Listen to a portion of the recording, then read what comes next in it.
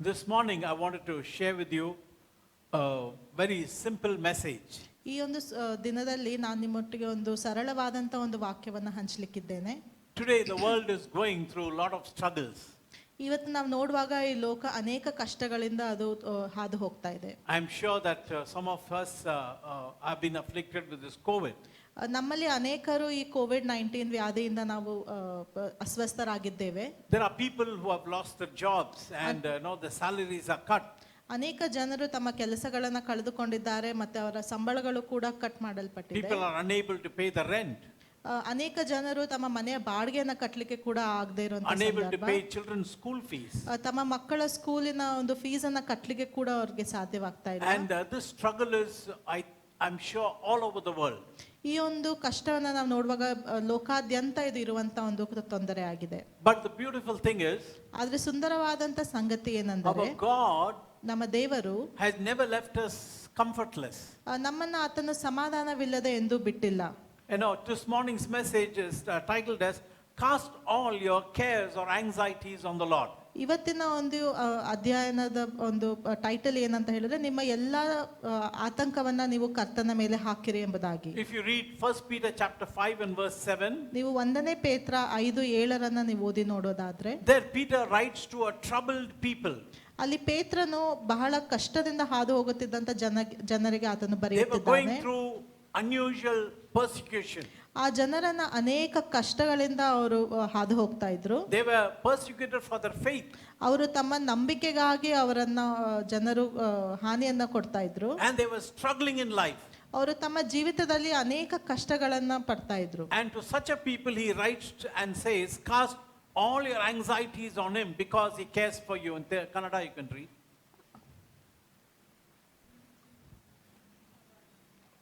Cast all your anxieties on him because he cares for you. You need to have a mic and read because people won't hear. The people were undergoing intense suffering. ಆ ಜನರು ತುಂಬಾ ಕಷ್ಟವನ್ನ ಅವರು ಪಡ್ತಾ ಇದ್ರು. And they were going through a lot of anxieties and cares and burdens. ಅವರು ಅನೇಕ ಭಾರದಿಂದಲೂ ಅನೇಕ ಆತಂಕದಿಂದಲೂ ಅವರು ಹಾದು ಹೋಗ್ತಾ ಇದ್ರು. And to such people he writes, cast all this on the Lord. ಆ ಒಂದು ಜನಕ್ಕೆ ಈ ರೀತಿಯಾಗಿ ಪೇತ್ರನು ಹೇಳುತ್ತಾನೆ, ನಿಮ್ಮ ಎಲ್ಲ ಆತಂಕವನ್ನ ನೀವು ದೇವರ ಮೇಲೆ ಹಾಕ್ರಿ ಎಂಬುದಾಗಿ. If you go to a railway station, ನೀವು ಒಂದು ರೈಲ್ವೆ ಸ್ಟೇಷನ್ ಹೋಗೋದಾದ್ರೆ, you have all the luggages with you. ನಿಮ್ಮೊಟ್ಟಿಗೆ ನಿಮ್ಮ ಎಲ್ಲ ಒಂದು ಸಾಮಾನು ಇರುತ್ತೆ. You have small children with you. ನಿಮ್ಮೊಟ್ಟಿಗೆ ಚಿಕ್ಕ ಚಿಕ್ಕ ಮಕ್ಕಳು ಇರಬಹುದು. A porter comes and tells you, I'll carry your luggage. ಅವಾಗ ಒಬ್ಬ ಬಂದು ಹೇಳ್ತಾನೆ, ನಾನು ನಿಮ್ಮ ಒಂದು ಭಾರವನ್ನ ಎತ್ತುತ್ತೇನೆ ಎಂಬುದಾಗಿ. And we bargain with him for the fees. ಆಗ ನಾವು ಅವನೊಟ್ಟಿಗೆ ನಾವು ಕೊಡುವಂತ ಒಂದು ಹಣಕ್ಕಾಗಿ ನಾವು ಮಾತಾಡ್ತೇವೆ. And then when we strike a deal, we give him all the luggage. ಮತ್ತೆ ಅವನೊಟ್ಟಿಗೆ ನಾವೊಂದು ಡೀಲ್ ಅನ್ನ ನಾವು ಮಾಡುವಾಗ ಆತನಿಗೆ ನಮ್ಮೆಲ್ಲ ಸಾಮಾನನ್ನ ಆತನಿಗೆ ನಾವು ಕೊಡ್ತೇವೆ. He carries 2 suitcases on the head. ಆತನು 2 ಬ್ಯಾಗ್ ಅನ್ನ ತನ್ನ ತಲೆ ಮೇಲೆ ಹೊತ್ಕೊಳ್ತಾನೆ. And on top of that one bag is kept. ಅದ್ರ ಮೇಲೆ ಇನ್ನೂ ಒಂದು ಬ್ಯಾಗ್ ಅನ್ನ ಆತನು ಹಾಕ್ತಾನೆ. And then he carries another bag. ಒಂದು ಕೈಯಲ್ಲಿ ಒಂದು ಬ್ಯಾಗ್ ಅನ್ನ ಹಿಡಿಯುತ್ತಾನೆ. He struggles to walk. ನಡಿಲಿಕ್ಕೆ ಬಹಳ ಕಷ್ಟಪಟ್ಟು ಆತನು ಮುಂದೆ ನಡೆಯುತ್ತಾನೆ. We come with our children, we hold our children and walk. ನಾವು ನಮ್ಮ ಮಕ್ಕಳನ್ನ ಕೈ ಹಿಡಿದು ನಾವು ನಡೆದು ಹೋಗ್ತೇವೆ. Then we find one of the family members carrying another bag in the hand. ಮತ್ತೆ ನೋಡ್ತೇವೆ ಮನೆ ಕುಟುಂಬದ ಇನ್ನೊಬ್ಬ ಸದಸ್ಯ ಇನ್ನೊಂದು ಬ್ಯಾಗ್ ಅನ್ನ ಇಟ್ಕೊಂಡಿದ್ದಾನೆ. And even that bag we take and give it to the porter and say, you carry and come. ಆ ಒಂದು ಸಾಮಾನನ್ನ ಕೂಡ ನಾವು ತೆಗೆದು ಆ ಸಾಮಾನನ್ನ ಎತ್ತುವಂತ ಒಂದು ಮನುಷ್ಯನ ಕೈಗೆ ನಾವು ಕೊಡ್ತೇವೆ. Why? Because he has agreed to carry all our luggage for a fee.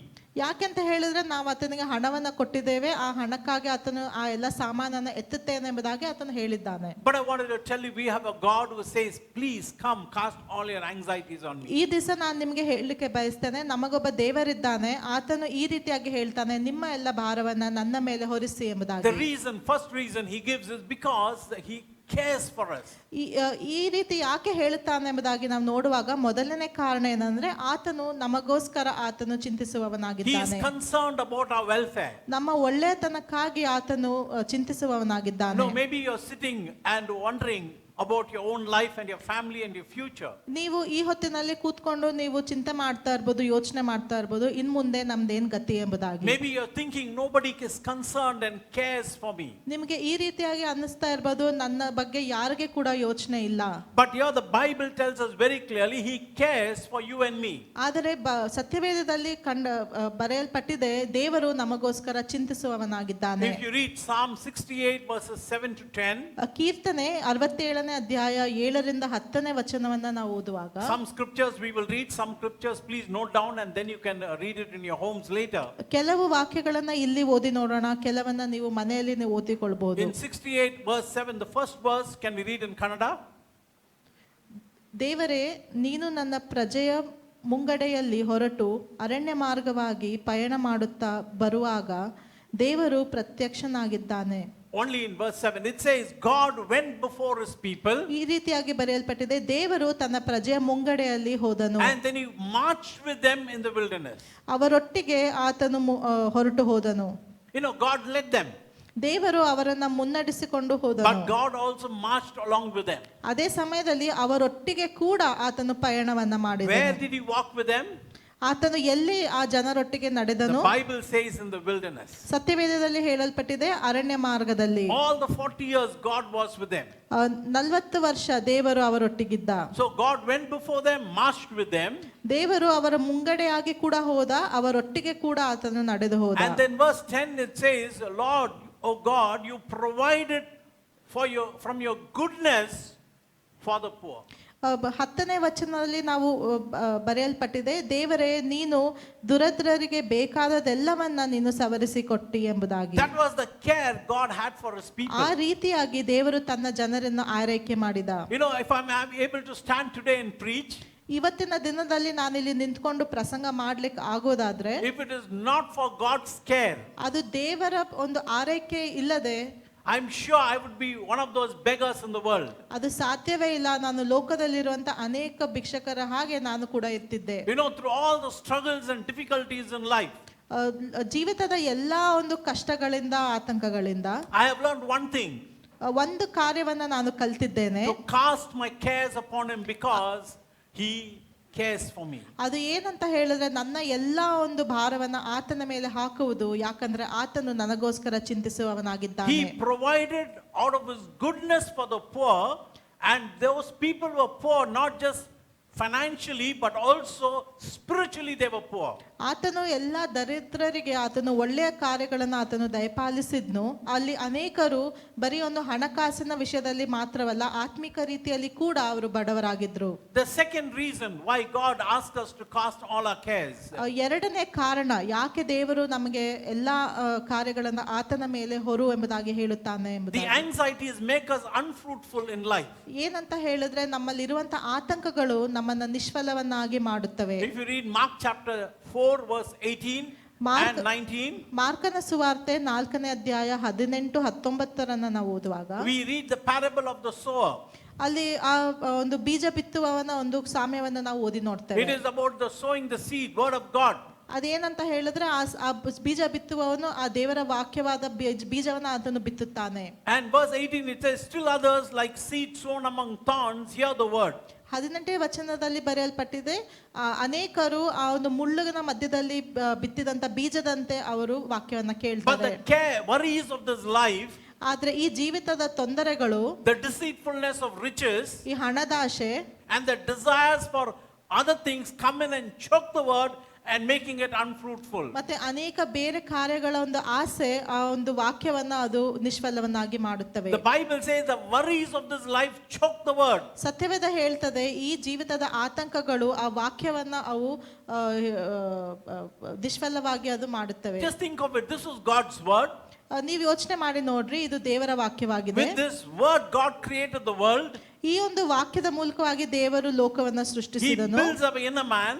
ಆತನು ನಮ್ಮ ಒಳಗಿನ ಒಬ್ಬ ಮನುಷ್ಯನನ್ನು ಆತನು ಬೆಳೆಸುವಂತವಾಗಿದೆ. And we know God's word can do what God can do. ನಮಗೆ ಗೊತ್ತು ದೇವರು ಮಾಡುವಂತ ಕಾರ್ಯವನ್ನ ದೇವರ ವಾಕ್ಯ ಮಾಡ್ಲಿಕ್ಕೆ ಅದು ಸಾಧ್ಯ. But Jesus says here in Mark 4:19, ಆದ್ರೆ ಯೇಸು ಸ್ವಾಮಿ ಇಲ್ಲಿ ಮಾರ್ಕನು 4:18 ಈ ರೀತಿಯಾಗಿ ಹೇಳ್ತಾನೆ, even this word can become unfruitful. ಏನಂತ ಹೇಳಿದ್ರೆ, ಈ ವಾಕ್ಯ ಕೂಡ ನಿಷ್ಫಲವಾಗ್ಲಿಕ್ಕೆ ಸಾಧ್ಯ. How? ಹೇಗೆ? through our worries, ಯಾಕೆಂತ ಹೇಳಿದ್ರೆ ನಮ್ಮ ಆತಂಕಗಳ ನಿಮಿತ್ತವಾಗಿ, through our anxieties. ನಮ್ಮ ಚಿಂತೆಗಳ ನಿಮಿತ್ತವಾಗಿ. So God knows very well. ದೇವರಿಗೆ ಚೆನ್ನಾಗಿ ಗೊತ್ತುಂಟು, When worries and anxieties come and build in our lives, ಚಿಂತೆ ಮತ್ತು ಯೋಚನೆ ನಮ್ಮ ಒಂದು ಜೀವಿತವನ್ನು ಅದು ಮುತ್ತುಕೊಳ್ಳುವಾಗ, we get carried away, we focus our attention on that. ನಾವು ಆ ಒಂದು ಚಿಂತೆಗಳ ಮೇಲೆ ನಮ್ಮ ಎಲ್ಲಾ ಒಂದು ಯೋಚನೆಯನ್ನ ನಾವು ಹಾಕ್ತೇವೆ.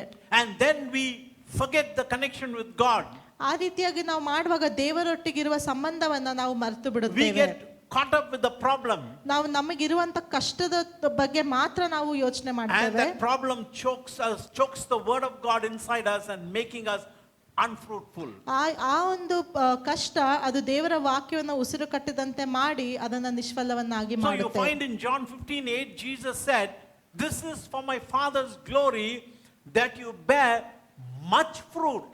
ಯೋಹಾನ 15:8 ನಾವು ನೋಡುವಾಗ ಈ ರೀತಿಯಾಗಿ ಯೇಸು ಸ್ವಾಮಿ ಹೇಳ್ತಾರೆ, ನನ್ನ ತಂದೆಯ ಘನಕ್ಕಾಗಿ ನೀವು ಬಹಳವಾಗಿ ನೀವು ಫಲವನ್ನ ನೀವು ಬಿಡಬೇಕು ಎಂಬುದಾಗಿ. God's heart is we bear much fruit, be fruitful in life. ದೇವರ ಹೃದಯ ಏನ್ ಹೇಳುತ್ತಂದ್ರೆ ನಾವು ಫಲವನ್ನ ನಾವು ಹೊಂದಬೇಕು ಎಂಬುದಾಗಿ. Which parent in the world would like their child to be unfruitful? ಯಾವ ಒಂದು ತಂದೆ ತಾಯಿ ತಮ್ಮ ಮಕ್ಕಳು ಯಾವ ಕೂಡ ಫಲವನ್ನ ನಿಷ್ಫಲವಾಗಿರಬೇಕು ಎಂಬುದಾಗಿ ಬಯಸ್ತಾರೆ. And the heavenly Father wants his children, you and me, to be fruitful in our life. ನಮ್ಮ ತಂದೆಯಾದ ದೇವರು, ಪರಲೋಕದ ದೇವರು, ನಾನು ಮತ್ತೆ ನೀವು ನಿಷ್ಫಲವಾಗಿರಬಾರ್ದು, ಫಲವನ್ನ ಬಿಡಬೇಕು ಎಂಬುದಾಗಿ ಆತನು It ಬಯಸ್ತಾನೆ. will make us unfruitful spiritually. ನಾವು ಒಂದ್ ವೇಳೆ ನಾವು ಆತ್ಮಿಕವಾಗಿ ನಾವು ನಿಷ್ಫಲವಾಗಿದ್ರೆ, it will make us unfruitful materially also. ಆ ಒಂದು ನಮ್ಮನ್ನ ಲೌಕಿಕವಾಗಿ ಕೂಡ ಅದು ನಿಷ್ಫಲವನ್ನಾಗಿ And ಮಾಡುತ್ತೆ. even in our professional life it will make us unfruitful. ನಮ್ಮ ಕೆಲಸ ಕಾರ್ಯಗಳಲ್ಲಿ ಕೂಡ ನಾವು ನಿಷ್ಫಲರಾಗ್ತೇವೆ. And that's why God says, "Cast all your cares upon me." ಆ ಕಾರಣದಿಂದ ದೇವರು ಈ ರೀತಿಯಾಗಿ ಹೇಳ್ತಾನೆ, ನಿಮ್ಮ ಎಲ್ಲ ಭಾರವನ್ನ ನನ್ನ ಮೇಲೆ ಹಾಕ್ರಿ. The next one is because we are powerless people. ಮೂರನೇ ಕಾರಣ ಏನಂತ ಹೇಳಿದ್ರೆ ನಾವು ಶಕ್ತಿಹೀನರಾಗಿದ್ದೇವೆ. Recently I had colored my hair.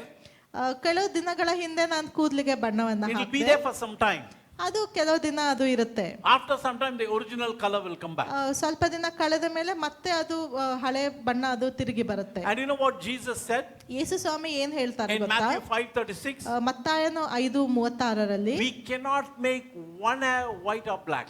ನಾವು ನಮ್ಮ ತಲೆ ಒಂದು ಕೂದಲನ್ನ ಕೂಡ ಕಪ್ಪು ಇಲ್ಲ ಬಿಳುಪು ಮಾಡ್ಲಿಕ್ಕೆ ಸಾಧ್ಯವಿಲ್ಲ. You know what he meant by it?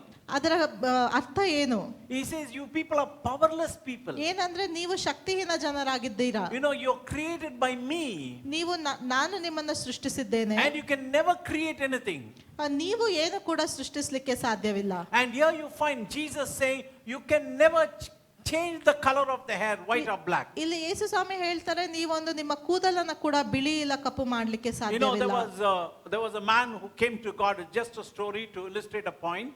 ಒಂದು ಕಥೆಯನ್ನ ಹೇಳ್ತಾನೆ. ಒಬ್ಬ ಮನುಷ್ಯನು ಆತನು ದೇವರ ಹತ್ತಿರ ಬಂದ. He came and said, "I can make man out of the dust like you." ಆತನ ಹೇಳ್ದ, ನಾನು ಕೂಡ ನಿನ್ನ ರೀತಿ ನೀನ್ ಮಾಡಿದ ಹಾಗೆ ಒಂದು ಧೂಳಿನಿಂದ ಮನುಷ್ಯನನ್ನ ಮಾಡ್ಲಿಕ್ಕೆ ಸಾಧ್ಯ. And God told him, "Go ahead son, do it." ದೇವರು ಹೇಳ್ತಾನೆ, ಸರಿ ಮಗನೇ ನೀನು ಮಾಡು ಎಂಬುದಾಗಿ. So he rolled up the shirt and he took out the mud. ಆತನು ತನ್ನ ಶರ್ಟ್ ಅನ್ನ ಮಡಚಿ ಆತನು ಮಣ್ಣನ್ನ ತೆಗೆದುಕೊಂಡ. God asked him, "What are you doing?" ದೇವರು ಕೇಳ್ತಾನೆ, ಏನ್ ಮಾಡ್ತಾ ಇದ್ಯಾ? He said, I'm creating man like you created from the dust. ಆ ಮನುಷ್ಯ ಹೇಳ್ತಾನೆ, ನೀನು ಮಾಡಿದಾಗೆ ನಾನು ಧೂಳಿನಿಂದ ಮನುಷ್ಯನನ್ನ ನಾನು ತಯಾರಿಸ್ತೇನೆ. God told him, "That's fine son, but the dust that you have in your hand." ಆದ್ರೆ ದೇವರು ಹೇಳ್ತಾನೆ, ಅದು ಸರಿ ಮಗ, ಆದರೆ ಆ ನಿನ್ನ ಕೈಯಲ್ಲಿರುವಂತ ಧೂಳು, that dust belongs to me. I created the dust. ಆ ಧೂಳು ನಾನು ಮಾಡಿದಂತದಾಗಿದೆ, ಅದು ನನ್ನದು. So what, Lord? ಅದಕ್ಕೇನಂತೆ ದೇವ್ರೆ? So God said, "Now you throw the dust, you create the dust first, and from there you create man." ದೇವ್ರು ಹೇಳ್ತಾನೆ, ಆ ಧೂಳನ್ನ ನೀನು ಕೆಳಗೆ ಹಾಕು, ನೀನ್ ಮೊದಲು ಧೂಳನ್ನ ಮಾಡು, ಆಮೇಲೆ ಅದರಿಂದ ನೀನು ಮನುಷ್ಯನನ್ನ He ಮಾಡು. thought for some time, threw the dust and went away. ಆತನು ಸ್ವಲ್ಪ ಹೊತ್ತು ಯೋಚನೆ ಮಾಡಿ ಆ ಧೂಳನ್ನ ಕೆಳಗಡೆ ಹಾಕಿ ಆತನು ಹೊರಟು ಹೋಗ್ತಾನೆ. So that is our capacity. ಅದು ನಮ್ಮ ಶಕ್ತಿ ಇಷ್ಟೇ. We cannot even create this mud. ನಾವೊಂದು ಸಣ್ಣ ಧೂಳನ್ನ ಕೂಡ ಮಣ್ಣನ್ನ ಕೂಡ ನಾವು ಮಾಡ್ಲಿಕ್ಕೆ ಸಾಧ್ಯವಿಲ್ಲ. In Tamil there is a saying. ತಮಿಳಲ್ಲಿ ಒಂದು ವಾಕ್ಯ ಇದೆ. I don't know whether it is in ಅದು Kannada. ಕನ್ನಡದಲ್ಲಿ ಇದೆಯೋ ಇಲ್ವೋ ನನಗೆ ಗೊತ್ತಿಲ್ಲ. It says oru mannam panna mudiyadu. ಏನಂದ್ರೆ ಒಂದು ಮಣ್ಣು ಕೂಡ ಮಾಡ್ಲಿಕ್ಕೆ ಸಾಧ್ಯ If they ಇಲ್ಲ. get angry when the argument comes, they say, "Or manna manna mudiyadu." ಯಾರಾದ್ರೂ ಜಗಳ ಮಾಡುವಾಗ ಏನ್ ಮಣ್ಣು ಏನು ಮಾಡಕ್ಕಾಗಲ್ಲ ಅಂತ ನಾವು ಹೇಳ್ತೇವೆ. This is what it is. We can never create even a little bit of mud. ಅದೇನಂದ್ರೆ ಇದೆ, ನಾವು ಒಂದು ಮಣ್ಣು ಕೂಡ ನಾವು ಮಾಡ್ಲಿಕ್ಕೆ ಅದು ಸಾಧ್ಯವಿಲ್ಲ. And the next one is because of lack of faith. It shows our lack of faith. ನಾಲ್ಕನೇದಾಗಿ ಏನಂದ್ರೆ ಅದು ನಮ್ಮ ನಂಬಿಕೆ ಹೀನತೆಯನ್ನು ಅದು If you ತೋರಿಸುವಂತದ್ದಾಗಿದೆ. read Matthew chapter 6, ಮತ್ತಾಯ 6ನೇ ಅಧ್ಯಾಯ 25 to 33, 25ರಿಂದ 33ನೇ ವಚನವನ್ನ ನಾವು ಓದುವಾಗ Jesus is talking to the people about getting worried and anxious. ಅಲ್ಲಿ ಯೇಸು ಸ್ವಾಮಿ ಜನರೊಟ್ಟಿಗೆ ಅವರು ಯೋಚನೆ ಮಾಡುವುದರ ಬಗ್ಗೆ, ಆತಂಕಗಳ ಬಗ್ಗೆ ಮಾತಾಡ್ತಾ ಇದ್ದಾನೆ. He says, "Therefore I say unto you," because there's something before. He says, "Therefore I say unto you, take no thought for your life." ಅದಕ್ಕೆ ಯೇಸು ಸ್ವಾಮಿ ಹೇಳ್ತಾರೆ, ಅದಕ್ಕೆ ನಾನು ನಿಮ್ಗೆ ಹೇಳ್ತೇನೆ, ನಿಮ್ಮ ಜೀವಿತದ ಬಗ್ಗೆ ನೀವು ವಿಚಾರ What you shall ಮಾಡಬೇಡಿ. eat or what you shall drink or what you shall for your body, what you can wear. ನಾವ್ ಏನ್ ಕುಡಿಬೇಕು, ಏನ್ ತಿನ್ಬೇಕು, ಏನ್ ಹಾಕೋಬೇಕು ಅದನ್ನ ಯೋಚನೆ ಮಾಡ್ಬೇಡ್ರಿ. And Jesus said, "No, look at the fowls of the air." ಯೇಸು ಸ್ವಾಮಿ ಹೇಳ್ತಾರೆ, ಈ ಇರುವಂತ ಪಕ್ಷಿಗಳನ್ನ ನೀವು ನೋಡ್ರಿ. Then he said, "Look at the lilies of the field." ಇಲ್ಲಿ ಲೋಕದಲ್ಲಿರುವಂತ ಹೂವುಗಳನ್ನ ನೀವು ನೋಡ್ರಿ. And he said, "Don't worry about it. I am taking care of all that." ನೀವು ನಾನು ಎಲ್ಲರ ಆರೈಕೆಯನ್ನ ನಾನು ಮಾಡ್ತಾ ಇದ್ದೇನೆ, ನೀವು ಯೋಚನೆ ಮಾಡಬೇಡ್ರಿ. But I can take care of you. ನಿಮ್ಮನ್ನ ಕೂಡ ನಾನು ಆರೈಕೆ ಮಾಡ್ಲಿಕ್ಕೆ ಸಾಧ್ಯ. And he said something else. ಮತ್ತೊಂದು ವಾಕ್ಯವನ್ನ ಯೇಸು But there is ಹೇಳ್ತಾನೆ. a condition.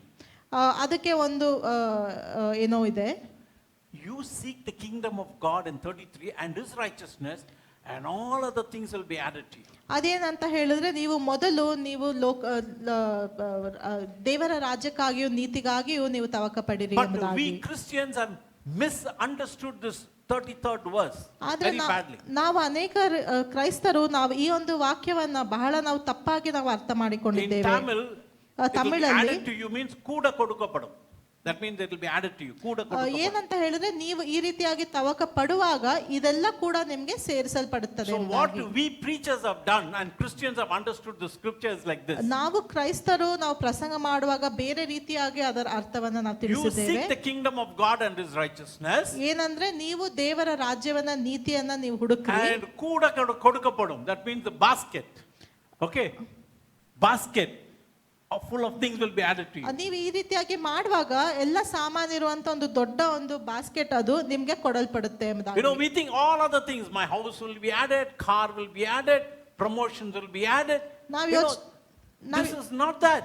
ನಾವು ಯೋಚನೆ ಮಾಡ್ತೇವೆ, ನಾವು ದೇವರನ್ನ ಹುಡುಕುವಾಗ ನನಗೆ ಮನೆ ಸಿಗುತ್ತೆ, ನನಗೆ ಕೆಲಸ ಸಿಗುತ್ತೆ, ನನಗೆ ಹಣಕಾಸು ಸಿಗುತ್ತೆ ಎಂಬುದಾಗಿ. Yes, God blesses us with all that. ಹೌದು, ದೇವರು ನಮಗೆ ಆಶೀರ್ವಾದವನ್ನ ಖಂಡಿತವಾಗ್ಲೂ But ಮಾಡ್ತಾನೆ. I'm explaining about the scripture. Here the Bible says, seek the kingdom of God and his righteousness, and all these things. That is what he mentioned from 25 onwards. All these things will be added to you. He will take care. ಈ ವಾಕ್ಯದಲ್ಲಿ ನಾವು ಓದುವಾಗ ದೇವರು ಹೇಳೋದು ಏನಂತ ಹೇಳಿದ್ರೆ, ನೀವು ದೇವರ ರಾಜ್ಯವನ್ನ ನೀತಿಯನ್ನ ನೀವು ಹುಡುಕುವಾಗ ಆ 25ರಿಂದ 32 ವಚನದಲ್ಲಿ ಬರೆದಂತ ಪ್ರತಿಯೊಂದು ಕೂಡ ನಿಮಗೆ ಅದು ಕೊಡಲ್ಪಡುತ್ತದೆ ಎಂಬುದಾಗಿ. You know, we have misunderstood God's word. ನಾವು ದೇವರ ವಾಕ್ಯವನ್ನ ತಪ್ಪಾಗಿ ಅರ್ಥ ಮಾಡಿಕೊಂಡಿದ್ದೇವೆ. You know, I was in Saudi Arabia working, ನಾನು ಸೌದಿ ಅರೇಬಿಯಾದಲ್ಲಿ ನಾನು ಕೆಲಸ ಮಾಡ್ತಾ and I had ಇದ್ದೆ. done a ministry there. ಅಲ್ಲಿ ಕೂಡ ನಾನು ಸೇವೆಯನ್ನ ಮಾಡ್ತಾ I had ಇದ್ದೆ. preached, or every week I used to preach. I had to prepare sermons and preach. ಅಲ್ಲಿ ಪ್ರತಿ ವಾರ ನಾನು ಚರ್ಚ್ನಲ್ಲಿ ಪ್ರಸಂಗವನ್ನ ಮಾಡ್ತಾ ಇದ್ದೆ. And then as I grew older, ನನಗೆ ವಯಸ್ಸಾಗುವಾಗ and then I began to study the Bible. ನಾನು ಸತ್ಯವೇದದ ಅಧ್ಯಯನ ಕೂಡ ನಾನು ಮಾಡ್ಲಿಕ್ಕೆ I went ಪ್ರಾರಂಭ to ಮಾಡಿದೆ. learn from the Bible college. ನಾನು ಬೈಬಲ್ ಕಾಲೇಜಲ್ಲಿ ಕಲೀಲಿಕ್ಕೆ ನಾನು ಹೋದೆ. And then one thing I realized, ಅಲ್ಲಿ ನಾನು ಒಂದು ಕಾರ್ಯವನ್ನ ನಾನು ಕಲಿತ್ಕೊಂಡೆ. how much wrong I have taught people. ಏನಂತ ಹೇಳಿದ್ರೆ, ನಾನು ಅನೇಕ ಜನರಿಗೆ ತಪ್ಪಾದ ಒಂದು ಬೋಧನೆಯನ್ನ ನಾನು ಕೊಟ್ಟಿದ್ದೇನೆ. You know, I have misunderstood the passages. ನಾನು ಅನೇಕ ದೇವರ ವಾಕ್ಯಗಳನ್ನ ನಾನು ತಪ್ಪಾಗಿ ಅರ್ಥ ಮಾಡಿಕೊಂಡು, And it took a long time for me to unlearn and learn the new things and to teach. ಆ ತಪ್ಪಾಗಿ ನಾನು ಅರ್ಥ ಮಾಡಿಕೊಂಡದನ್ನ ನಾನು ತೆಗೆದು ಹಾಕಿ ಹೊಸದಾಗಿ ದೇವರ ವಾಕ್ಯವನ್ನು ಅರ್ಥ ಮಾಡಿಕೊಳ್ಳಿಕ್ಕೆ ಅದು ನನಗೆ ಬಹಳ ಸಮಯ ಬೇಕಾಯಿತು. And I wanted to tell you from God's word. ದೇವರ ವಾಕ್ಯದಿಂದ ಇವತ್ತಿನ ದಿನ ಒಂದು When you are ವಾಕ್ಯವನ್ನು seeking ಹೇಳ್ತೇನೆ. after God and his righteousness, ನೀವು ದೇವರ ನೀತಿಯನ್ನ ದೇವರನ್ನ ನೀವು ಹುಡುಕುವಾಗ God says, my son, my daughter, ದೇವರು ಹೇಳ್ತಾನೆ, ನನ್ನ ಮಗನೇ, ನನ್ನ ಮಗಳೇ, whatever you're looking out for in your personal life, ನಿಮ್ಮ ವೈಯಕ್ತಿಕ ಜೀವಿತದಲ್ಲಿ ನೀನು ಯಾವುದೇ ಒಂದು ಕಾರ್ಯವನ್ನ ನೀನು ಹುಡುಕ್ತಾ ಇದ್ರು, not not all the wants, ಎಲ್ಲ ಒಂದು ಆಸೆಗಳಲ್ಲ, what you need in life, the basic needs. ಆದ್ರೆ ನಿಮ್ಗೆ ಬೇಕಾಗಿರೋ ಅಗತ್ಯವಾದಂತ ಕಾರ್ಯಗಳು, I am there to take care. ಆ ಕಾರ್ಯಗಳನ್ನ ನಾನು ನೋಡಿಕೊಳ್ತೇನೆ. If I can testify whole day. Many things. ನಾನೊಂದು ಸಾಕ್ಷ್ಯನ ಹೇಳ್ಬೇಕಂದ್ರೆ ನಾನು ಇಡೀ ದಿವಸ ನಾನು ಸಾಕ್ಷ್ಯನ ಹೇಳಲಿಕ್ಕೆ I will ಸಾಧ್ಯ. be sharing few of them today. ಕೆಲವು ಸಾಕ್ಷಿಗಳನ್ನ ನಾನು ಇವತ್ತು ಹೇಳ್ತೇನೆ. How can we cast the burden upon the Lord? ನಾವು ಯಾವ ರೀತಿಯಾಗಿ ನಮ್ಮ ಆತಂಕವನ್ನ ನಾವು ದೇವರ ಮೇಲೆ ನಾವು ಹೊರಿಸಲಿಕ್ಕೆ You know, we ಸಾಧ್ಯ? have 2 medical doctors. ನಮ್ಮೊಟ್ಟಿಗೆ ಇಬ್ರು ಡಾಕ್ಟರ್ಸ್ ಇದ್ದಾರೆ. You know, I had approached them times when I was not well, when they were in Maratali. ಅನೇಕ ಬಾರಿ ನನಗೆ ಹುಷಾರಿಲ್ದಾಗ ನಾನು ಅವರೊಟ್ಟಿಗೆ ನಾನು ಮಾತಾಡ್ತಿದ್ದೆ. And when I go to them and I have to tell them what I'm going through. ನಾನು ಅವರ ಹತ್ತಿರ ನಾನು ಹೋಗುವಾಗ ನನ್ಗೆ ಏನ್ ತೊಂದರೆ ಆಗ್ತಾ ಇದೆ ಅಂತ ನಾನು ಅವ್ರಿಗೆ ಬಿಡಿಸಿ ನಾನು ತಿಳಿಸ್ಬೇಕು. Then I have to ask them what I should do. ಮತ್ತೆ ಅವ್ರಿಗೆ ನಾನು ಕೇಳಬೇಕು ಇನ್ಮೇಲೆ ನಾನು ಏನ್ ಮಾಡಬೇಕು They ಎಂಬುದಾಗಿ. would tell me what to do. ಅವ್ರು ನನ್ಗೆ ಹೇಳ್ತಾ ಇದ್ರು ಈ ರೀತಿಯಾಗಿ They ಮಾಡು. prescribe medicine. ಮೆಡಿಸಿನ್ ಅನ್ನ ಅವ್ರು ಬರ್ಕೊಡ್ತಾ ಇದ್ರು. You know, and then the burden lightens. ಆವಾಗ ನನ್ನ ಒಂದು ತೊಂದರೆ ಅದು ಕಡಿಮೆ ಆಗ್ತಾ You ಇತ್ತು. know, the reason is I have taken my burden to them. I have unloaded my burden. They have listened to my burden and they give an answer to me. ಆ ಭಾರ ನನ್ಗೆ ಯಾಕೆ ಕಡಿಮೆ ಆಯ್ತಂದ್ರೆ ನಾನು ನನ್ನ ಭಾರವನ್ನ ಅವರೊಟ್ಟಿಗೆ ನಾನು ಹಂಚಿಕೊಳ್ಳುವಾಗ ಅವರು ನನ್ನ ಭಾರವನ್ನ ಕೇಳಿ ನನಗೆ ಉತ್ತರವನ್ನ ಕೊಡುವಾಗ ಆ ಭಾರ ಅದು ಕಡಿಮೆ ಆಗ್ಲಿಕ್ಕೆ When ಸಾಧ್ಯವಾಯಿತು. you are pressed with all the worries and anxieties, ನಿಮ್ಮ ಸುತ್ತಮುತ್ತಲು ನಿಮ್ಮ ಅನೇಕ ಆತಂಕಗಳಿಗೆ ನೀವು ಒಳಗಾಗುವಂತ ಸಮಯದಲ್ಲಿ not only know that God cares for you, ನೀವು ದೇವರು ನಿಮಗೋಸ್ಕರ loves you. ಚಿಂತಿಸ್ತಾನೆ, ನಿಮಗೆ ಪ್ರೀತಿಸ್ತಾನೆ ಎಂಬುದಾಗಿ ನೀವು ತಿಳ್ಕೊಳ್ರಿ. not only know that, you know, it will make you unfruitful, ನೀವು ಚಿಂತಿಸುವಾಗ ನೀವು ನಿಷ್ಫಲರಾಗ್ತೀರಾ ಎಂಬುದಾಗಿ ನೀವು ತಿಳ್ಕೊಳ್ರಿ. and not only realize that you are a powerless person, ನೀವು ಶಕ್ತಿಹೀನರಾಗಿದ್ದೀರಾ ಎಂಬುದಾಗಿ ಕೂಡ ನೀವು ಅರ್ಥ ಮಾಡ್ಕೊಳ್ರಿ. not only that, you should also realize that I'm a person who cannot do anything. I'm a powerless person. ನಾನು ಏನು ಕೂಡ ನಾನು ಮಾಡ್ಲಿಕ್ಕೆ ಸಾಧ್ಯವಿಲ್ಲ ಎಂಬುದನ್ನ ಕೂಡ ನೀವು ಅರ್ಥ And ಮಾಡಿಕೊಳ್ಳಿ. my the lack of faith will displease God. ನನ್ನ ನಂಬಿಕೆ ಹೀನತೆ ಕೂಡ ಅದು ದೇವರಿಗೆ ಅದು ಇಷ್ಟ ಇಲ್ಲ ಎಂಬುದನ್ನ ಕೂಡ ನೀವು ಅರ್ಥ But ಮಾಡ್ಕೊಳ್ಳಿ. also realize that God wants to listen to my pain. ಆದ್ರೆ ಅದೇ ಸಮಯದಲ್ಲಿ ಇದನ್ನ ನೀವು ತಿಳ್ಕೊಳ್ರಿ, ದೇವರು ನನ್ನ ನೋವನ್ನ ಆತನು ನೋಡ್ಲಿಕ್ಕೆ ಆತನು ಕೇಳಲಿಕ್ಕೆ ಆತನು ಇದ್ದಾನೆ. God wants to listen to your anxieties, your worries, your pains, your fears, your sins. ದೇವರು ನಿಮ್ಮ ನೋವು, ನಿಮ್ಮ ಭಯ, ನಿಮ್ಮ ಆತಂಕ, ನಿಮ್ಮ ಕಷ್ಟ ಎಲ್ಲವನ್ನ ಕೂಡ ಆತನು ಕೇಳಲಿಕ್ಕೆ ಆತನು ಬಯಸ್ತಾನೆ. There is no formal way of talking to God. ದೇವರೊಟ್ಟಿಗೆ ಮಾತಾಡ್ಲಿಕ್ಕೆ ಯಾವುದೇ ಒಂದು ಫಾರ್ಮಲ್ ಆದಂತ ಒಂದು ಯಾವುದೇ ರೀತಿ ಇಲ್ಲ. And it is not just set times you can talk to God about your burdens. ನೀವು ಇಷ್ಟು ಸಮಯದಿಂದ ಇಷ್ಟು ಸಮಯ ಮಾತ್ರ ನೀವು ದೇವರೊಟ್ಟಿಗೆ ಮಾತಾಡ್ಲಿಕ್ಕೆ ಸಾಧ್ಯ ಎಂಬುದಾಗಿ ಕೂಡ ಇಲ್ಲ. You can talk to God anywhere, anytime. ನೀವು ಯಾವಾಗ ಕೂಡ ಎಲ್ಲಿ ಕೂಡ ನೀವು ದೇವರೊಟ್ಟಿಗೆ ನೀವು ಮಾತಾಡಬಹುದು. Take your burdens to Him. ನಿಮ್ಮ ಭಾರವನ್ನ ನೀವು ದೇವರ ಹತ್ತಿರ ನೀವು You ತೆಗೆದುಕೊಂಡು tell Him, Lord, ಹೋಗ್ರಿ. this is my burden. I don't know what to do. ದೇವರಿಗೆ ನೀವು ಹೇಳ್ರಿ, ತಂದೆ ಇದು ನನ್ನ ಭಾರ, ನನಗೆ ಏನ್ ಮಾಡ್ಬೇಕೆಂಬುದಾಗಿ ನನಗೆ ಗೊತ್ತಿಲ್ಲ. And God will give you an answer of peace. ದೇವರು ನಿಮ್ಗೆ ಒಂದು ಸಮಾಧಾನದ ಉತ್ತರವನ್ನ ಆತನು ಕೊಡ್ತಾನೆ. Nearly 4 years ago, ಸುಮಾರು 4 ವರ್ಷಗಳ ಹಿಂದೆ my son was studying abroad. ನನ್ನ ಮಗ ಆತನು ಹೊರ ದೇಶದಲ್ಲಿ ಆತನು ಓದ್ತಾ ಇದ್ದ. And he was getting a good scholarship. ಆತನಿಗೆ ಒಳ್ಳೆ ಒಂದು ಸ್ಕಾಲರ್ಶಿಪ್ ಅವನಿಗೆ ಸಿಗ್ತಾ ಇತ್ತು. And the scholarship was ending. ಅದು ಮುಗಿಲಿಕ್ಕೆ ಬರ್ತಾ ಇತ್ತು. And he had to get another scholarship to continue his studies. ತನ್ನ ವಿದ್ಯಾಭ್ಯಾಸವನ್ನ ಮುಂದುವರಿಸಲಿಕ್ಕೆ ಆತನಿಗೆ ಮತ್ತೊಂದು ಸ್ಕಾಲರ್ಶಿಪ್ನ ಒಂದು ಅವಶ್ಯಕತೆ I ಇತ್ತು. became anxious. ನನಗೆ ಚಿಂತೆ And ಪ್ರಾರಂಭವಾಯಿತು. I began to pray. ನಾನು ಪ್ರಾರ್ಥಿಸಲಿಕ್ಕೆ ಶುರು One ಮಾಡಿದೆ. night I was pleading with God. ರಾತ್ರಿ ಎಲ್ಲ ನಾನು ದೇವರೊಟ್ಟಿಗೆ ನಾನು ಹತ್ಕೊಂಡು ಪ್ರಾರ್ಥನೆ ಮಾಡ್ತಾ ಇದ್ದೆ. Suddenly the Spirit of God took over. ತಕ್ಷಣವಾಗಿ ದೇವರ ಆತ್ಮ ಅದು ಕಾರ್ಯ ಮಾಡ್ತು. The Spirit of God began to impress upon my heart. ದೇವರ ಆತ್ಮ ನನ್ನ ಹೃದಯದಲ್ಲಿ ಈ ರೀತಿಯಾಗಿ ಮಾತಾಡಲಿಕ್ಕೆ And my ಶುರು mind, ಮಾಡಿದ್ರು. the Spirit of God took my mind way back when my son was a small baby, small kid. ಪವಿತ್ರಾತ್ಮನು ನನ್ನ ಮಗ ಒಬ್ಬ ಚಿಕ್ಕ ಹುಡುಗನಾಗಿದ್ದ ಒಂದು ಸಮಯಕ್ಕೆ ನನ್ನನ್ನು ತೆಗೆದುಕೊಂಡು ಹೋದ್ನು. 2 times he was on the verge of death. 2 ಸಲ When I ಆತನು say verge of death, he was in danger. 2 ಸಲ ಆತನು ಕಷ್ಟದಲ್ಲಿ ಇದ್ದ, ಮತ್ತೆ ಒಂದು ಸಾಯುವಂತ ಒಂದು ಸ್ಥಿತಿಯಲ್ಲಿ ಇದ್ದ. Then many other things God began to show to me about us from the small childhood. ಈ ರೀತಿಯಾಗಿ ಅನೇಕ ಕಾರ್ಯ ಆತನು ಚಿಕ್ಕವನಿಂದ ಇದ್ದಾಗಿಂದ ಕಾರ್ಯಗಳನ್ನ ದೇವರು ನನಗೆ ನೆನಪು ಮಾಡ್ಲಿಕ್ಕೆ ಶುರು ಮಾಡಿದ್ರು. And the Spirit of God began to ask me a question. ಪವಿತ್ರಾತ್ಮನು ನನಗೆ ಒಂದು ಪ್ರಶ್ನೆಯನ್ನ ಕೇಳಿದ್ನು. During all this time, what did you do? ಈ ಎಲ್ಲಾ ಸಮಯಗಳಲ್ಲಿ ನೀನು ಏನ್ ಮಾಡಿದೆ? I said, Lord, I didn't do anything. ನಾನು ಹೇಳಿದೆ, ದೇವರೇ ನಾನೇನು ಮಾಡಲಿಲ್ಲ. It was I who took care during those times. ದೇವರು ಹೇಳಿದ್ನು, ನಾನು ಆ ಒಂದು ಸಮಯದಲ್ಲಿ ನಾನು ನಿನ್ನನ್ನು ನೋಡ್ಕೊಂಡೆ ಎಂಬುದಾಗಿ. I will take care, just keep quiet. ಈಗ ಕೂಡ ನಾನು ನಾನು ಈ ಕಾರ್ಯವನ್ನ ನಾನು ನೋಡಿಕೊಳ್ತೇನೆ, ನೀನು ಯೋಚನೆ ಮಾಡಬೇಡ. And worship me. ನೀನು ಬರೀ ನನಗೆ ಕೃತಜ್ಞತೆಯನ್ನು ಕೊಡು, ನನ್ನನ್ನು ಆರಾಧಿಸು. I began to do that. ನಾನು ಅದನ್ನ ಮಾಡಲಿಕ್ಕೆ ಪ್ರಾರಂಭಿಸಿದೆ. And days went by, few days went by. ಕೆಲವು ದಿನಗಳು ಕಳೆದು ಹೋದ್ವು. And he got another scholarship which is the highest in that country.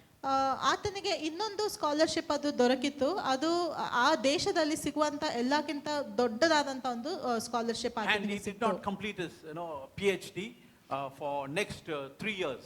ಆತನು ಇನ್ನ ಮುಂದಿನ 3 ವರ್ಷದಲ್ಲಿ ಆತನ PhD ಕಂಪ್ಲೀಟ್ ಆಗಬೇಕಿತ್ತು. I began to pray. ಅದು ಮುಗಿಲಿಲ್ಲ, ಅದಕ್ಕಾಗಿ ನಾನು ಪ್ರಾರ್ಥಿಸಲಿಕ್ಕೆ ಶುರು ಮಾಡಿದೆ. When he completed a month and a half ago, ಆತನು 1.5 ತಿಂಗಳ ಹಿಂದೆ ಆ PhD ಅನ್ನ ಮುಗಿಸಿದ. The Spirit of God began to speak to me. ಆಗ ಪವಿತ್ರಾತ್ಮ ದೇವರು ನನ್ನೊಟ್ಟಿಗೆ ಮಾತಾಡ್ಲಿಕ್ಕೆ ಶುರು ಮಾಡಿದ್ರು. I said, I'll take care. ನಾನು ಹೇಳಿದ್ದೆ, ನಾನು ನೋಡಿಕೊಳ್ತೇನೆ.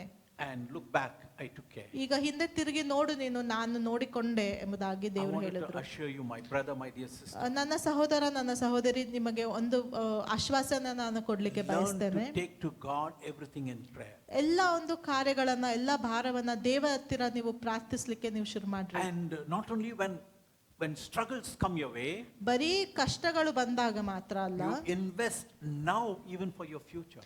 ಈಗ ಕೂಡ ನೀವು ನಿಮ್ಮ ಭವಿಷ್ಯತ್ತಿಗಾಗಿ ನೀವು ಪ್ರಾರ್ಥನೆಯಲ್ಲಿ ನೀವು ಸಮಯವನ್ನ ಕಳೆಯಿರಿ. Invest in God's presence, carry your burden about your future, even things that you cannot understand. You say, Lord, when things come my way, I want to learn to bring it to you. ಇವತ್ತು ಕೂಡ ನೀವು ನಿಮ್ಮ ಭವಿಷ್ಯತ್ತಿಗಾಗಿ ನೀವು ದೇವರ ಹತ್ತಿರ ನೀವು ಪ್ರಾರ್ಥಿಸ್ರಿ.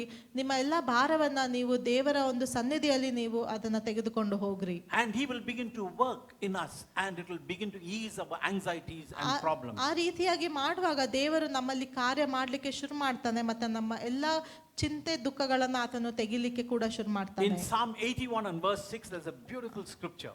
ಕೀರ್ತನೆ 81ನೇ ಕೀರ್ತನೆ 6ನೇ ವಚನದಲ್ಲಿ ಒಳ್ಳೆಯ I want ಒಂದು somebody to read it in Kannada in a mic if you have, please. ಒಬ್ರು 81:6. I want to know how it is in Kannada.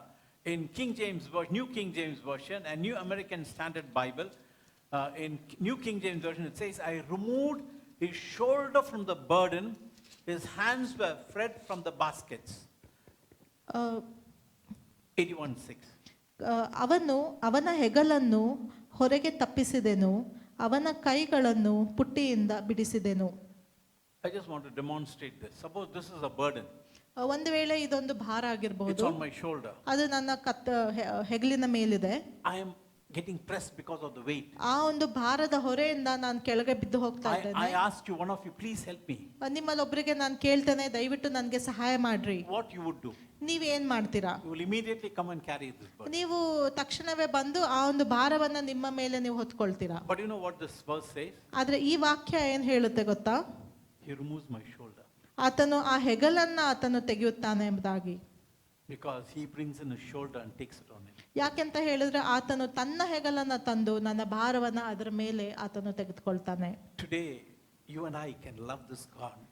ಇವತ್ತಿನ ದಿವಸದಲ್ಲಿ ನಾವು ಈ ದೇವರನ್ನ ನಾವು ಪ್ರೀತಿಸಬೇಕು. You know, if at all I wanted to serve God, ನಾನು ದೇವರನ್ನ ಸೇವೆ ಮಾಡಲೇಬೇಕೆಂಬುದಾಗಿ ನಾನು I want ಬಯಸುವುದಾದ್ರೆ, to serve God only because I love him. ಯಾಕೆ ಅಂತ ಹೇಳಿದ್ರೆ ನಾನು ಆತನನ್ನ ಪ್ರೀತಿಸ್ತೇನೆ, ಅದಕ್ಕಾಗಿ ಮಾತ್ರ. He deserves all your love. ಆತನು ನಿಮ್ಮ ಎಲ್ಲ ಪ್ರೀತಿಯ ಅರ್ಹನಾಗಿದ್ದಾನೆ. No matter what you and I go through. ನೀವು ಮತ್ತೆ ನಾನು ಯಾವುದೇ ಒಂದು ಸ್ಥಿತಿಯಲ್ಲಿ ನಾವು ಹಾದು ಹೋಗ್ತಾ ಇದ್ರು ಕೂಡ, We live in a broken world. ನಾವೊಂದು ಮುರಿದಾದಂತ ಒಂದು ಲೋಕದಲ್ಲಿ ನಾವು ಜೀವಿಸ್ತಾ ಇದ್ದೇವೆ. We are broken people. ನಾವು ಕೂಡ ಮುರಿದು ಹೋದಂತ We are not ಜನರಾಗಿದ್ದೇವೆ. perfect people. ನಾವು ನಾವು ಎಲ್ಲ ರೀತಿಯಾಗಿ ಸರಿಯಾಗಿರುವಂತ ಜನರಲ್ಲ. God is working on us. ಆದ್ರೆ ದೇವರು ನಮ್ಮಲ್ಲಿ ಕಾರ್ಯವನ್ನ So ಮಾಡ್ತಾ we ಇದ್ದಾನೆ. will face struggles in life. ನಾವು ಜೀವನದಲ್ಲಿ ಅನೇಕ ಕಷ್ಟಗಳನ್ನ ನಾವು ಹೊಂದಬೇಕು, ಅನುಭವಿಸಬೇಕು. but he ಆದರೆ takes care of our shoulder. ಆತನು ನಮ್ಮ ಹೆಗಲನ್ನ ಆತನು ಆರೈಕೆ ಮಾಡುವಂತನಾಗಿದ್ದಾನೆ. If you read Psalm 94 and verse 19, ನಾವು ಕೀರ್ತನೆ 94ನೇ ಅಧ್ಯಾಯ 19ನೇ ವಚನವನ್ನ ನಾವು ಓದುವುದಾದ್ರೆ, the psalmist said, in the multitude of my anxieties within me, in the multitudes of the anxieties within me, your comforts delight my soul. ಈ ರೀತಿಯಾಗಿ ಬರೆಯಲ್ಪಟ್ಟಿದೆ, ನನ್ನಲ್ಲಿ ಅನೇಕ ಚಿಂತೆಗಳಿರುವಾಗ ನಿನ್ನ ಸಂತೈಸುವಿಕೆಯಿಂದಲೇ ನನ್ನ ಪ್ರಾಣಕ್ಕೆ ಸಂತೋಷ ಉಂಟಾಗುತ್ತದೆ. A New American Standard Bible says, when my anxious thoughts multiply within me, not just add, multiply within me, the psalmist said, Lord, your comfort delights my soul. New American standard version ಅಲ್ಲಿ ನಾವು ನೋಡುವಾಗ, ನನ್ನಲ್ಲಿ ಇರುವಂತ ಚಿಂತೆಗಳು ಅದು ಅನೇಕವಾಗಿ ಅದು ಆಗುವಾಗ, ಅದು ಒಂದಕ್ಕಿಂತ ಒಂದು ಆಗುವಾಗ, ನಿನ್ನ ಒಂದು ಸಮಾಧಾನ ಅದು ನನ್ನ ಒಂದು ಆತ್ಮಕ್ಕೆ ಅದು ಸಂತೋಷವನ್ನು ಕೊಡುತ್ತದೆ. Anxieties make us pressed, no happiness, sorrow. Anxieties, we become worried, our faces change. ನಮಗೆ ಆತಂಕಗಳಿರುವಾಗ, ಚಿಂತೆ ಇರುವಾಗ ನಾವು ಕುಗ್ಗಿ ಹೋಗ್ತೇವೆ, ಮತ್ತೆ ನಮ್ಮ ಮುಖದ ಒಂದು ಇದು ಕೂಡ ಅದು ಬದಲಾಗ್ತದೆ. But there is something which will make it to delight. ಆದ್ರೆ ಯಾವುದೋ ಒಂದು ಕಾರ್ಯ ಇದೆ, ಅದು ನಮ್ಮ ಮುಖ ಭಾವವನ್ನ ಅದು ಸಂತೈಸಲಿಕ್ಕೆ ಸಾಧ್ಯ. What is that? ಅದು ಏನು? Your comfort. ಅದು ಏನಂತ ಹೇಳಿದ್ರೆ ಅದು ದೇವರ ಸಮಾಧಾನ. The comfort that he is saying, cast your cares. ದೇವರು ಹೇಳ್ತಾ ಇದ್ದಾನೆ, ನಿಮ್ಮ ಒಂದು ಭಾರವನ್ನ ನನ್ನ ಮೇಲೆ ಹೊರಿಸ್ರಿ ಎಂಬುದಾಗಿ. I want to give you two other scriptures and then give a testimony and then I'll close. ಇನ್ನ 2 ವಾಕ್ಯ ಭಾಗಗಳನ್ನ ನಾನು ನಿಮ್ಮೊಟ್ಟಿಗೆ ಹಂಚಲಿಕ್ಕೆ ಬಯಸ್ತೇನೆ. In Psalm 72 verse 12, 77ನೇ ಕೀರ್ತನೆ 12ನೇ ವಚನ, the Bible says, for he will deliver the needy when he cries. ಸತ್ಯವೇದ ಈ ರೀತಿಯಾಗಿ ಹೇಳ್ತದೆ, ಒಬ್ಬ for he will deliver the needy when he cries. 72:12. ಯಾಕಂದರೆ ಅವನು ಮೊರೆ ಇಡುವ ಬಡವರನ್ನು, ದಿಕ್ಕಿಲ್ಲದೆ ಕುಗ್ಗಿದವರನ್ನು ಉದ್ಧರಿಸುವನು. And the New American Standard Bible says, the afflicted also, and him who has no helper. ನಾವು ನೋಡುವಾಗ ಯಾರಿಗೆ ಬೇರೆ ಕಡೆಯಿಂದ ಸಹಾಯ ಮಾಡಲಿಕ್ಕೆ ಯಾರು ಕೂಡ ಇರಲಿಲ್ವೋ ಅವರನ್ನ ಕೂಡ ದೇವರು ರಕ್ಷಿಸ್ತಾನೆ ಎಂಬುದಾಗಿ. So here is a God who says that he will hear when we cry. ಇಲ್ಲಿ ಒಬ್ಬ ದೇವರಿದ್ದಾರೆ, ಅವರು ಈ ರೀತಿಯಾಗಿ ಹೇಳ್ತಾ ಇದ್ದಾರೆ, ನೀವು ಅಳುವಾಗ ನಾನು ಕೇಳ್ತೇನೆ ಎಂಬುದಾಗಿ. If things are frightening you and pressing you down, ಇವತ್ತಿನ ದಿವಸದಲ್ಲಿ ಅನೇಕ ಕಾರ್ಯಗಳು ನಿಮಗೆ ಹೆದರಿಕೆಯನ್ನು ಉಂಟು ಮಾಡ್ತಾ ಇರಬಹುದು, ನಿಮ್ಮನ್ನ ಕುಗ್ಗಿಸ್ತಾ ಇರಬಹುದು.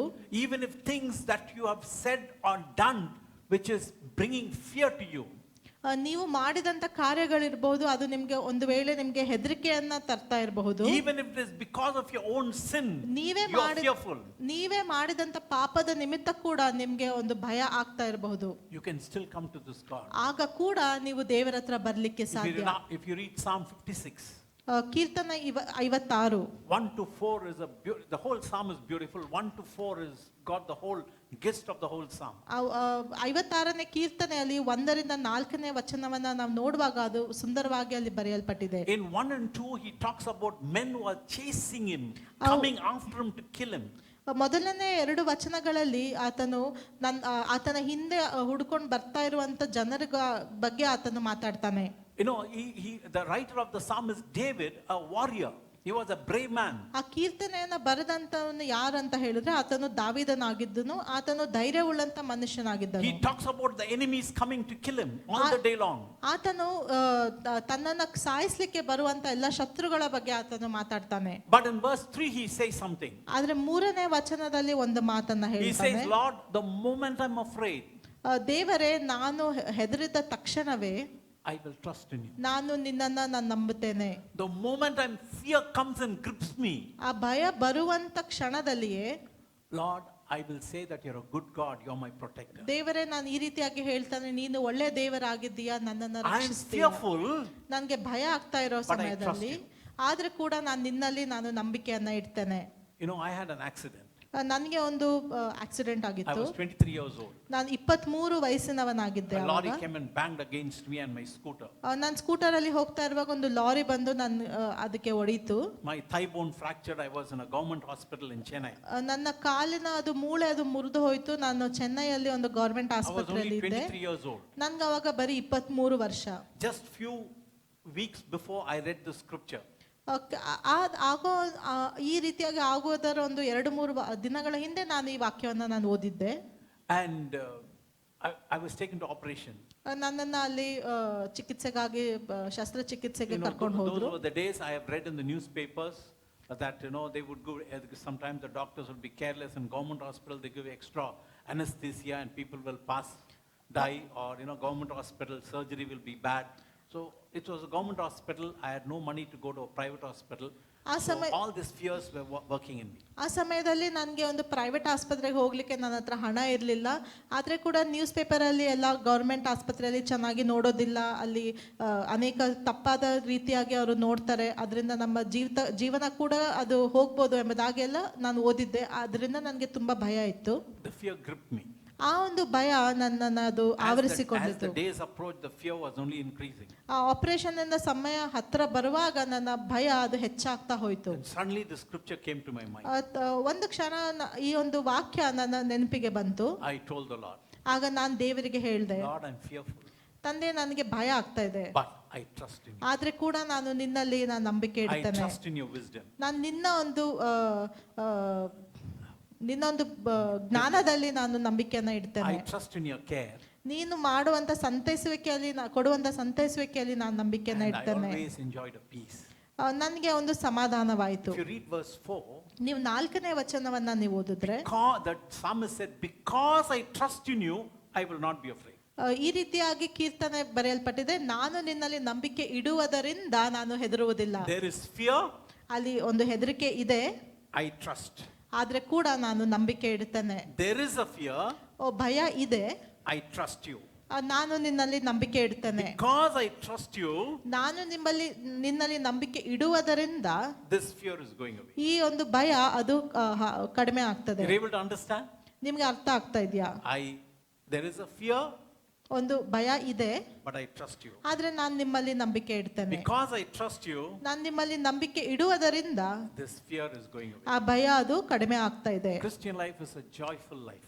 ಕ್ರಿಸ್ತಿಯ ಜೀವಿತ ಅದು ಸಂತೋಷಕರವಾದಂತ ಜೀವಿತ. In the midst of fear, ಹೆದರಿಕೆ ಭಯದ ಮಧ್ಯದಲ್ಲಿ in ಕೂಡ, the midst of problems, ತೊಂದರೆಗಳ ಮಧ್ಯದಲ್ಲಿ ಕೂಡ, in the midst of challenges, ಕಷ್ಟಗಳ ಮಧ್ಯದಲ್ಲಿ ಕೂಡ, in the midst of enemies surrounding us, ಶತ್ರುಗಳು ನಮ್ಮನ್ನು ಮುತ್ತಿಕೊಳ್ಳುವಂತ ಸಮಯದಲ್ಲಿ we ಕೂಡ, can still delight inside us. ಆ ಸಮಯದಲ್ಲಿ ಕೂಡ ನಾವು ನಮ್ಮ ಹೃದಯದಲ್ಲಿ ಸಂತೋಷ ಪಡಲಿಕ್ಕೆ One ಸಾಧ್ಯ. more scripture I want to give and then give a testimony and close. Psalm 139 verses 17 and 18. ಕೀರ್ತನೆ 139ನೇ ಕೀರ್ತನೆ 17-18. When anxieties crush you, ಆತಂಕವು ತೊಂದರೆಗಳು ನಿಮ್ಮನ್ನ ಅದು ಕುಗ್ಗಿಸುವಂತ ಸಮಯದಲ್ಲಿ, when fear comes to torment you, ಭಯವು ನಿಮಗೆ ನಿಮ್ಮನ್ನ ಅದು ಕಷ್ಟವನ್ನು ಕೊಡುವಂತ ಸಮಯದಲ್ಲಿ, this scripture will surely help you. ಈ ವಾಕ್ಯ ಖಂಡಿತವಾಗ್ಲೂ ನಿಮಗೆ ಸಂತೈಸುವಂತದಾಗಿದೆ. It's not a magic scripture. ಇದು ಒಂದು ಸುಮ್ಮನೆ ಒಂದು ಮ್ಯಾಜಿಕ್ ವರ್ಡ್ ಅಲ್ಲ, it's a truth. ಇದು ಸತ್ಯವಾದಂತ ಒಂದು ವಾಕ್ಯವಾಗಿದೆ. And the psalmist says, how precious are your thoughts to me, O God. ಕೀರ್ತನೆಗಾರನು ಹೇಳ್ತಾನೆ, ದೇವರೇ, ನಿನ್ನ ಸಂಕಲ್ಪಗಳು ನನ್ನ ಎಣಿಕೆಯಲ್ಲಿ ಎಷ್ಟೋ ಗೌರವವಾಗಿವೆ. How great is the sum of them. ಅವುಗಳ ಒಟ್ಟು ಅಸಂಖ್ಯವಾಗಿದೆ. And then he says, if I should count them, they would be more in number than the sand. When I'm awake, I am still with you. ಈ ರೀತಿಯಾಗಿ ಹೇಳ್ತಾನೆ, ಅವುಗಳನ್ನು ಲೆಕ್ಕಿಸುವುದಾದರೆ ಸಮುದ್ರದ ಮರಳಿಗಿಂತ ಹೆಚ್ಚಾಗಿವೆ, ನಾನು ಎಚ್ಚರವಾಗಲು ಮುಂಚಿನಂತೆಯೇ ನಿನ್ನ ಬಳಿಯಲ್ಲಿದ್ದೇನೆ. And God said in Jeremiah 29 and verse 11 to 13, he said, I have thoughts to prosper you. ಯೆರೆಮೀಯ 29:11 ನಾವು ಓದಿ ನೋಡುವಾಗ ದೇವರು ಹೇಳ್ತಾರೆ, ನಾನು ನಿಮಗೆ ಒಳ್ಳೆ ಕಾರ್ಯವನ್ನ ಮಾಡಬೇಕೆಂದಿದ್ದೇನೆ. And not only that, thoughts to prosper, but those thoughts are precious for you and me. ಆ ಒಂದು ಕಾರ್ಯ, ದೇವರ ಯೋಚನೆಗಳು ಅದು ನಮಗೆ ಅತ್ಯಮೂಲ್ಯವಾದಂತ ಯೋಚನೆಗಳಾಗಿವೆ. And then he says it's plenty. ಬಹಳ ಕಾರ್ಯಗಳನ್ನ ಕೊಡ್ತೇನೆ ಎಂಬುದಾಗಿ ಕೂಡ ದೇವರು ಹೇಳ್ತಾರೆ. Your God and my God ನಿಮ್ಮ ದೇವರು ಮತ್ತು ನನ್ನ ದೇವರು is always there to carry our burden. ನಮ್ಮ ಒಂದು ಭಾರವನ್ನ ಹೊರಲಿಕ್ಕೆ ಯಾವಾಗಲೂ ಕೂಡ ಇದ್ದಾನೆ. I told you about my accident. ನಾನು ನಿಮಗೆ ನನ್ನ ಒಂದು ಆಕ್ಸಿಡೆಂಟ್ ಬಗ್ಗೆ ನಾನು ಹೇಳಿದೆ. After that I went back to my work. ಅದೆಲ್ಲ ಆದ್ಮೇಲೆ ನಾನು ಮತ್ತೆ ನನ್ನ ಕೆಲಸಕ್ಕೆ ನಾನು ಹಿಂತಿರುಗಿ ಹೋದೆ. I was working as a chef, ನಾನೊಬ್ಬ trainee chef, ಶೆಫ್ ಆಗಿ ನಾನು ಕೆಲಸ ಮಾಡ್ತಾ ಇದ್ದೆ. and I was working in Chennai, Hotel Taj Coromandel. ನಾನು ಚೆನ್ನೈಯಲ್ಲಿ ಹೋಟೆಲ್ ತಾಜ್ ಅಲ್ಲಿ ನಾನು ಕೆಲಸ ಮಾಡ್ತಾ For ಇದ್ದೆ. 8.5 months, I was out of job because of my accident. 8.5 ತಿಂಗಳು ಕಾಲ ನನ್ನ ಆಕ್ಸಿಡೆಂಟ್ ಸಲುವಾಗಿ ನಾನು ಕೆಲಸಕ್ಕೆ ಹೋಗಿರ್ಲಿಲ್ಲ. When I went back, ನಾನು ತಿರುಗಿ ಕೆಲಸಕ್ಕೆ ಹೋದಾಗ the junior who I'm ragged in college, ನಾನು ಕಾಲೇಜಲ್ಲಿ ಕಿಡಿಗೇಡಿ ಮಾಡಿದಂತ ನನ್ನ junior, and he became my boss. ಆತನು ನನಗಿಂತ ಉತ್ತಮ ಸ್ಥಾನದಲ್ಲಿ ಆತನು God ಕಾರ್ಯ was ಮಾಡ್ತಾ teaching me a ಇದ್ದ. lot of things. ದೇವರು ನನಗೆ ಅನೇಕ ಕಾರ್ಯಗಳನ್ನ ಆತನು ಹೇಳ್ಕೊಡ್ತಾ I was ಇದ್ದ. not able to work because as a chef I have to stand and work. ಅಲ್ಲಿ ಶೆಫ್ ಆಗಿ ನಾನು ಗಂಟೆಗಳ ಕಾಲ ನಾನು ನಿಂತ್ಕೊಂಡು ಕೆಲಸ ಮಾಡಬೇಕು, ನನಗೆ ಅದು ಮಾಡ್ಲಿಕ್ಕೆ ಆಗ್ತಾ Sometimes ಇರಲಿಲ್ಲ. the floor will be slippery. ಕೆಲವು ಬಾರಿ ಅದು ಅದು ಜಾರುವಂತ So ನೆಲವಾಗಿರ್ತಿತ್ತು. it was very difficult for me to walk fast or do anything. It was really a hindrance to me. ಅಲ್ಲಿ ಬೇಗ ನಡ್ಕೊಂಡು ಕೆಲಸ ಮಾಡೋದು ನನಗೆ ತುಂಬಾ ಕಷ್ಟ ಆಗ್ತಾ ಇತ್ತು. And I had a friend who was working in another hotel called Connemara Hotel, also belonging to the Taj at that time. ಇನ್ನೊಂದು ಹೋಟೆಲ್ ಅಲ್ಲಿ ನನ್ನೊಬ್ಬ ಸ್ನೇಹಿತ ಆತನು ಕೆಲಸ ಮಾಡ್ತಾ ಇದ್ದ. So both of us were believers. ನಾವಿಬ್ರು ಕೂಡ ನಾವು ವಿಶ್ವಾಸಿಗಳಾಗಿದ್ದೇವೆ. We decided, we didn't have mobiles that time. We spoke to each other over phone, said we will meet in a church nearby every day for prayer. ನಾವು ಅವಾಗ ಒಂದು ತೀರ್ಮಾನವನ್ನ ಮಾಡಿದ್ವಿ, ನಾವಿಬ್ಬರು ಕೂಡ ಒಂದು ಸಭೆ ಚರ್ಚ್ ಅಲ್ಲಿ ನಾವು ಕೂಡಿ ಬಂದು ನಾವು ಪ್ರಾರ್ಥನೆ ಮಾಡೋಣ ಎಂಬುದಾಗಿ.